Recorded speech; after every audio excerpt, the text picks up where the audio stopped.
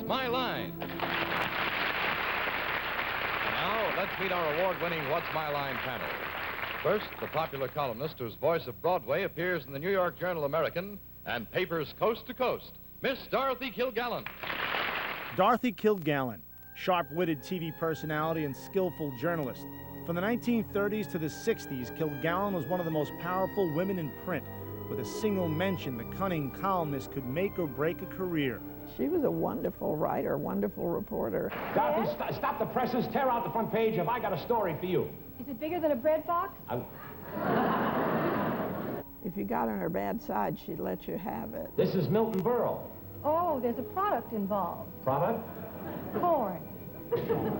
Dorothy was, despite the controversy that swirls around her, a very bright and very good reporter of criminal cases, one of the best ever. Kilgallen was proof positive that the pen is mightier than the sword, and in this case, just as deadly. I called Dorothy up and I said, gee, you know, instead of the 6 million readers that you're titillating with these items, you ought to think about the person once in a while. She said, well, I wish somebody would think about me once in a while. On this episode of Mysteries and Scandals, we'll examine the many faces of hard-nosed reporter Dorothy Kilgallen. She was this white-gloved Catholic, and suddenly she was making out with a homosexual all over town. We'll also uncover how Dorothy's fascination with the JFK assassination put her on a collision course with danger. She had stumbled across something really big. And finally, we'll explore the theories behind Kilgallen's unusual undoing. She did know too much. Her death is very mysterious. I mean, if they killed the president, they're not going to worry about a Broadway columnist like Dorothy Kilgallen, right? Lock your doors and pull the shades. This story has conspiracy written all over it. Did the murder of an American president figure in the death of Dorothy Kilgallen?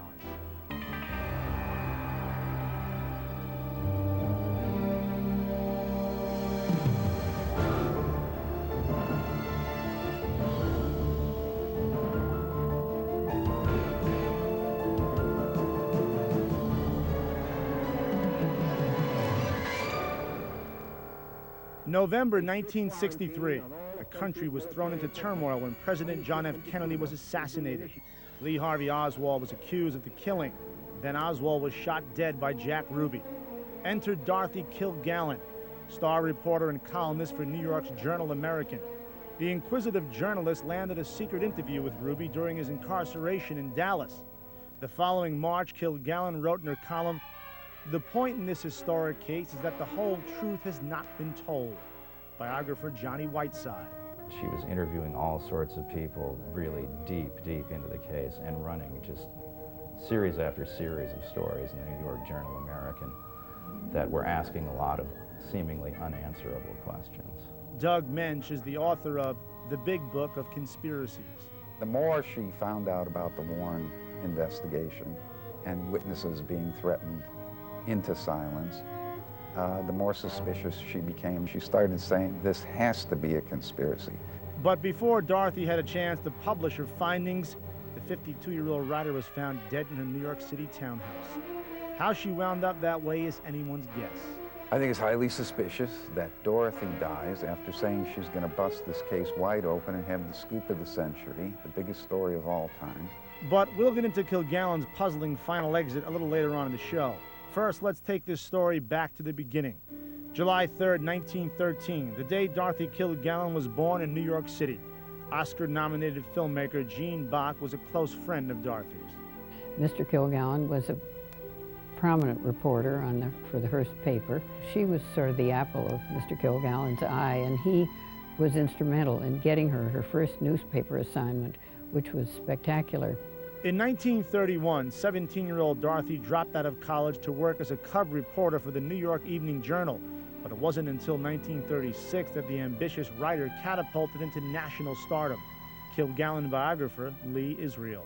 Her first big break was her participation in a race around the world in 38 days, and in each of those days, Dorothy had her picture. She was in the headlines. So when Dorothy came back, Dorothy was famous. Kilgallen's friend, music producer Marlon Swing. She developed her own style and forcefully went into this man's world. There were a few quote sob sisters writing columns. But her main reportage was crime and heavy-duty investigation. In 1938, Dorothy got her own byline, but instead of the crime beat, Kilgallen covered Broadway for the Journal-American. And then they gave her this column, which started out locally and then became nationwide, called The Voice of Broadway. Mainly it dealt with theatrical people in New York. Like cabaret entertainer Bobby Short. She was tremendously powerful. People would kill to be in the column. And newspapers were everything in those days. Dorothy wrote everything from backstage gossip to royal coronations in her column. In 1940, Kilgallen married a young actor named Dick Colmar. The couple soon hit the radio waves when their daily chat show, Breakfast with Dorothy and Dick, premiered in 1945. They were the original Mr. and Mrs. radio show, and they broadcast from their house in their night clothes. Syndicated columnist Liz Smith. She was out every night in New York with her husband, Dick Calmer, and people would listen to Dorothy and Dick out of irritation, I think, more than being charmed by it. But there was no doubt about Dorothy's charm when she began appearing as a regular panelist on a new TV quiz show called What's My Line in 1950. What's My Line? Mr. Steve Allen. They wanted somebody like a Dorothy Kilgallen because she was kind of acerbic and sarcastic. It was her job on the panel of What's My Line to ask sort of sometimes impertinent questions. She probably guessed what people's line was, what their job was, more often than anyone on the panel. That makes it 5 down and 5 to go. Miss Kilgallen. Do you have anything to do with the numbers coming up on the scoreboard every time the Dodgers get a home run? Actually, I think you hit it right on the head. When Dorothy was on What's My Line, she played to win the game. On one hand, she was able to make shows, make entertainers, or kill them. And on the other hand, she was this little girl playing games. But Dorothy Kilgallen was no little girl, and the game she was playing would soon turn deadly. When we come back, Dorothy's sharp tongue wins her one very prominent enemy.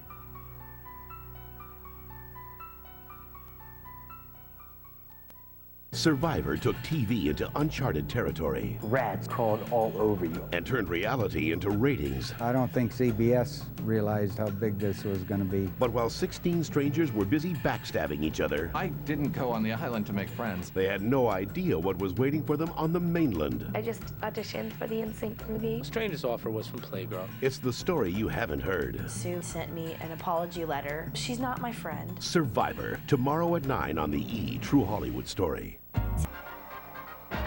This programming is brought to you partially by E! And paid for by your local cable operator.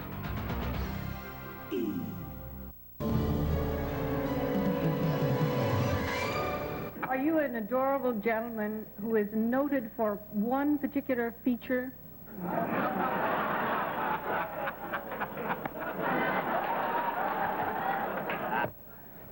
Yes. Jimmy Durante. By 1954, 41-year-old Dorothy Kilgallen was at the top of her game. Her daily radio show, gossip column, and regular stint on the hit TV quiz show What's My Line made Kilgallen a household name. But crime reporting always remained Dorothy's first love. The first case that she covered seriously, for which she continues to be known, is the Sam Shepard murder case in Ohio in 1954. She put everything on hold and went to Cleveland to cover the trial. Dr. Sam Shepard was tried for the gruesome stabbing murder of his wife, Marilyn. Famed attorney F. Lee Bailey represented Shepard in his appeal. Dorothy was, despite the controversy that swirls around her, a very bright and very good reporter of criminal cases, one of the best ever. And she said, this is the trial of the century. It's a great mystery. Kilgallen was convinced that the good doctor was clean. Too bad for Shepard, Dorothy wasn't on the jury. I don't think she could think of a motive that satisfied her. She was sure that he was innocent, and she was sure that the jury would agree with her. Alas, they finally did not. Shepard was thrown in the clink. The well-publicized case became the inspiration for the TV series The Fugitive. 10 years after the conviction, F. Lee Bailey enlisted Dorothy to testify on Shepard's behalf. She got up and said, well, I'm going to tell you something. He never got a fair trial because when the trial was beginning, Judge Edward Blythen called me into his chambers, and he said, he's guilty as hell. She said, I've always been convinced that this guy was wrongfully convicted, and I've got to tell you, the trial was a circus, because I was there. It was awful. Guilty of murder in the second degree. The U.S. Supreme Court really turned that case over on the trial judge's misconduct, and she was an important part of that. Sam was retried and acquitted. Score one for Dorothy. In 1999, DNA evidence further proves Shepard's innocence. But let's not get off the track here. Back in 1954, Kilgallen was living the high life she'd always dreamed of. In addition to her television appearances on What's My Line in the column, for throwing marvelous parties in New York in the glamour early 50s days. And Jade and I were honored to be invited, as the old saying goes, everybody who was anybody was at her parties. But not everybody. See, in her column, Dorothy began to openly badmouth Frank Sinatra about his playboy lifestyle. Old Blue Eyes didn't take too kindly to the cracks. And that's what started a rivalry between them. And it became an obsession with Frank. So on the stage, he would, for no reason at all, break a set of tunes and start talking about Dorothy Kilgallen. And he coined the phrase chinless wonder. She wasn't pretty. I mean, she didn't have any chin, and this was the big thing that Frank Sinatra attacked her and called her the chinless wonder and all that. These things hurt her feelings terribly. I'd like to say some nice words about Dorothy Kilgallen for about 5 minutes. I've met many, many male finks, but I never met a female fink until I met Dorothy Kilgallen. How's that for an opener? Seems Dorothy could dish it out, but she couldn't take it. Kilgallen was always insecure about her looks, and her philandering husband, Dick, didn't help Dorothy's confidence much either. Well, that marriage was always a little fishy, most people felt, because Dick had a roving eye. So here was Dick, you know, getting drunk and squeezing somebody on the dance floor, and Dorothy just acted as though it never happened. One of the controversies of Dorothy Kilgallen's life, aside from the fact that a lot of people hated her because they thought her column was kind of bitchy, she had this love affair with the singer Johnny Ray, and almost everybody assumed or knew that Johnny Ray was gay. Okay, now that would present a problem. Still, dating a popular columnist helped Ray's career, and Dorothy, well, Dorothy just liked the attention. Gene Bach remembers meeting the singer. I said, listen, I'm going to a party for Dorothy Kilgallen, who you're a great admirer. Could I get something that you write on, and I'll take it to her? So he gave her his underwear shorts, and he said, Dorothy, lots of love from my bottom, or something. I mean, he was so fresh. So Dick finally blew up and put his foot down. He threatened to kill Johnny. He threw him out of their house and told Dorothy that she was never to see him again. Johnny was scared, and he wouldn't take Dorothy's calls. She was frantic, and she fell apart to the point where she was hospitalized. Johnny would have to die before she could stop loving him, and that was pretty strong. So she had no intention of giving him up. But Kilgallen's failing love life would soon take a back seat to history. Up next, Detective Dorothy lands hot on the trail of cold-blooded assassins.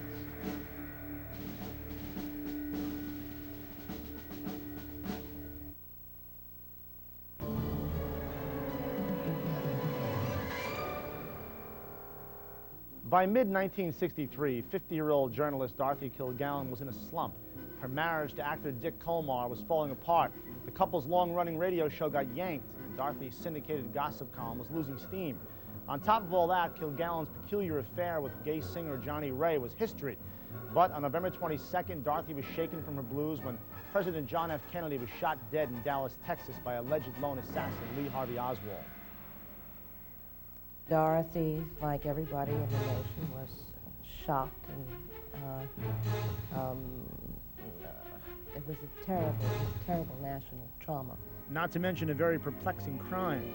Early in 1964, the U.S. government appointed a group, the Warren Commission, to investigate the murder.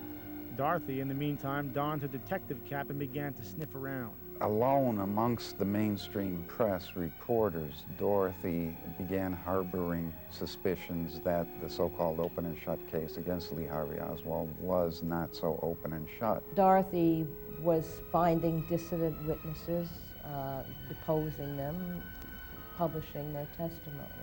She was going to Dallas. She was threatening to publish finally, and saying it would be the biggest story of her life.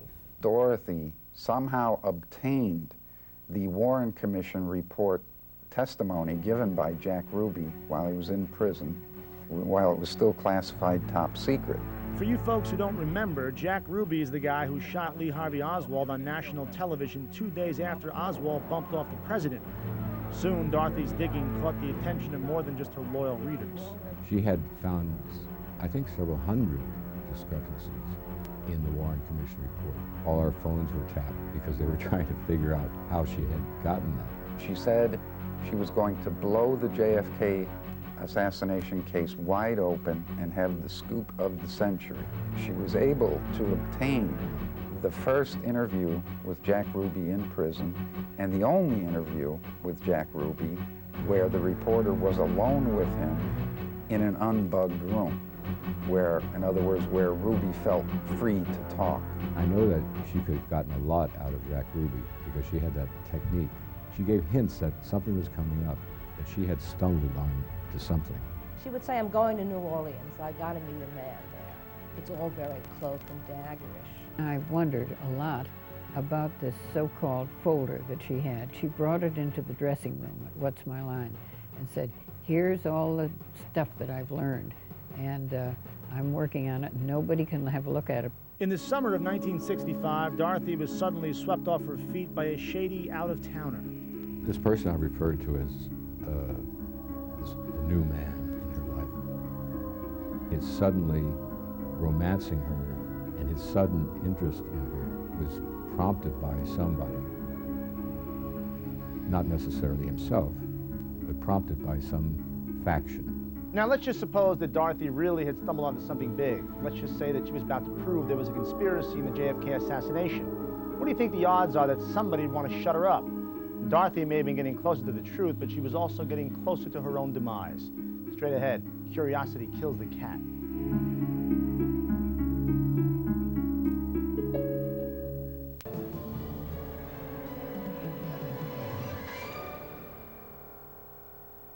In 1965, journalist Dorothy Kilgallen was convinced there was a deliberate plot behind the assassination of President John F. Kennedy. When it came to criminal investigations, Kilgallen's track record was pretty good. She was on target in the Sam Shepard murder case back in 1954, and Dorothy was positive she uncovered evidence to prove that Lee Harvey Oswald did not act alone in the shooting of JFK. Through her research and the interview with Jack Ruby and the other witnesses that she had contacted, she was convinced that it was conspiracy. Kilgallen was racing to finish a book about the assassination titled Murder One.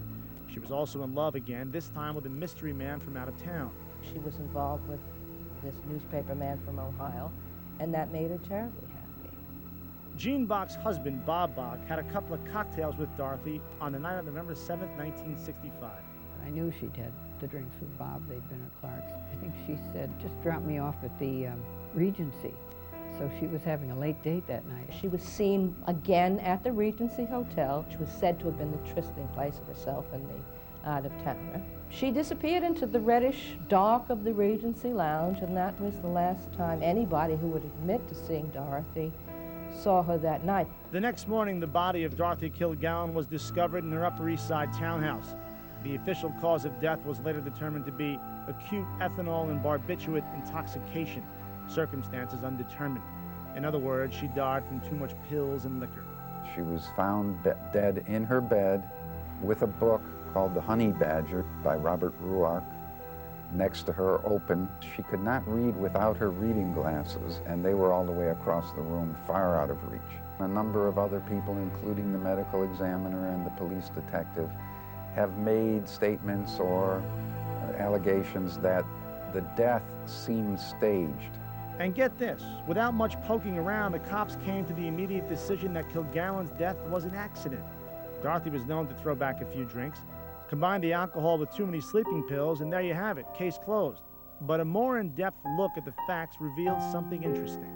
Dorothy was not a smoker, and the medical examiner's report showed an inordinate amount of nicotine in her. What disturbs me is that there was absolutely nada investigation of her death at the time. The head of toxicology at the time had a beaker of extract from Dorothy's brain and stomach. It was kept virtually on ice. 13 years after Kilgallen's death, the beaker was still on ice.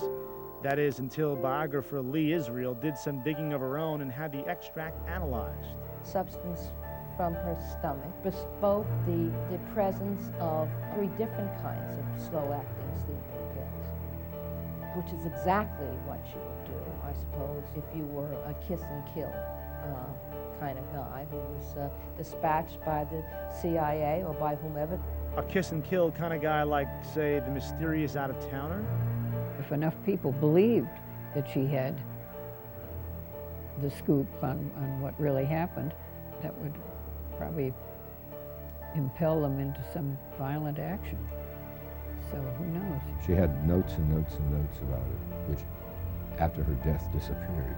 The file was supposedly very thick.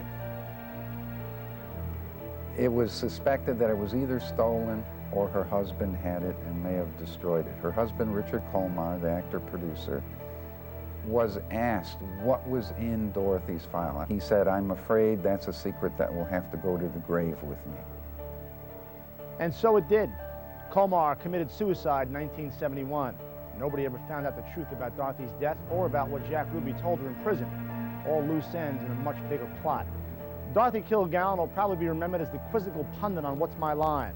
But who knows? If her findings in the JFK assassination were ever published, this might be a different story altogether. I'm A.J. Benza. Join me the next time we unravel the riddles on Mysteries and Scandals. That's 1 down and 9 to go, Miss Kilgallen. Do your services pertain to both men and women? Yes. Do you do mental type work? Yes. Is your work more mental than physical? Yes. Do you need a special training for your job? Yes. Do you work indoors? Yes. Do people come to you? Sometimes. And sometimes you go to them? Sometimes. Do you ever have occasion to touch them? No.